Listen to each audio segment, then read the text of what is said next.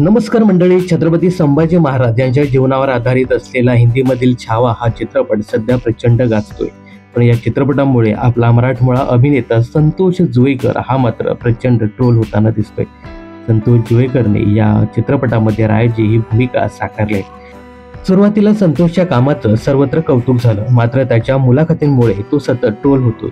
तुझा रोल किती आणि तू बोलतोस किती असं म्हणत त्याच्यावर मीम्स बनवले जातात.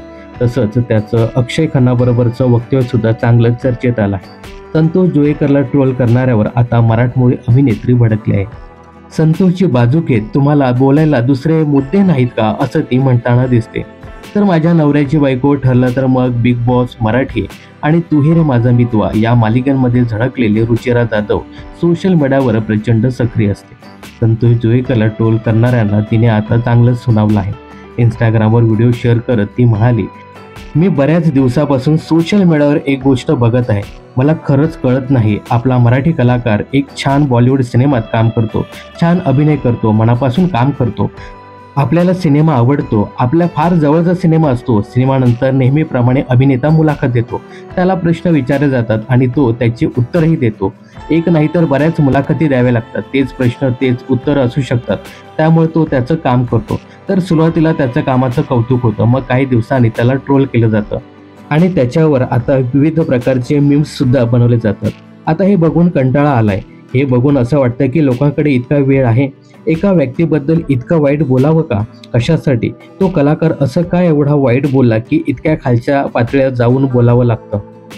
तर रुचिरा पुढे असेही म्हणाली, जगात काही इतर मुद्दे नाहीत का? जगात कशाला? आपल्या आजूबाजूला दैनंदिन जीवनात बघा, अख्खी मुंबई खोदून ठेवली.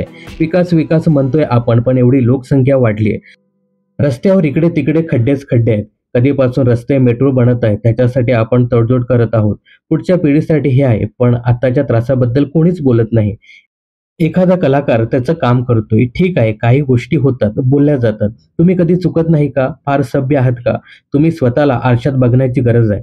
या सर्व समाज सुधारकांना, कलाकारांबद्दल बोलणाऱ्यांना मला सांगायचंय की तुमच्या पुढे खूप वेळ आहे, तर मुंबईतील वाढती लोकसंख्या आणि प्रदूषण या 2 गोष्टीवर बोला. तुमच्या असामान्य बुद्धीने तुम्ही किती प्रकाश पाडू शकता हे मलाही बघायचंय. तुमच्याकडे असलेल्या वेळेचा सदुपयोग करा, त्यातून काहीतरी चांगलं होईल असं मला वाटतं. तर अभिनेत्री रुचिरा जाधवने संतोष जुवेकरची बाजू घेऊन हे सगळं वक्तव्य केलं आहे. याविषयी तुम्हाला काय सांगायचं हे कमेंट्स करून नक्की सांगा. मनोरंजन क्षेत्रातील अशाच फिल्मी अपडेट जाणून घेण्यासाठी चॅनलला सबस्क्राईब आणि फॉलो करायला विसरू नका.